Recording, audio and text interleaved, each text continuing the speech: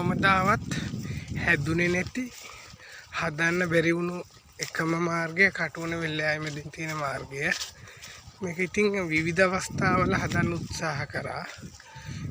විවිධ අය ඒ වැඩේ කඩාකප්පල් කරා මිසක් අද වෙනකන් කෙරුන්නේ නැහැ. හැබැයි මේ වැඩේ යාය ගෝයින්ට සහ ප්‍රදේශවාසීන්ට තමයි අවශ්‍ය.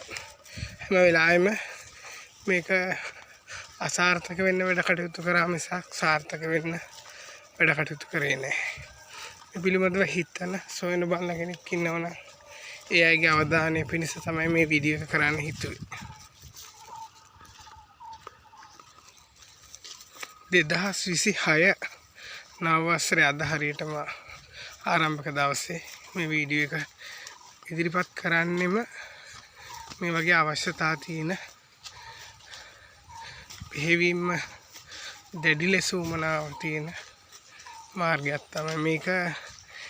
කිරිවානකොට නාකදල පන්සල දක්වාම දිවෙන මාර්ගය. මේක තමයි හැදෙන්නේ නැතුව දවසින් දවස කල් යන්නේ. මේක හදන්න කියලා මතක් කරනවා.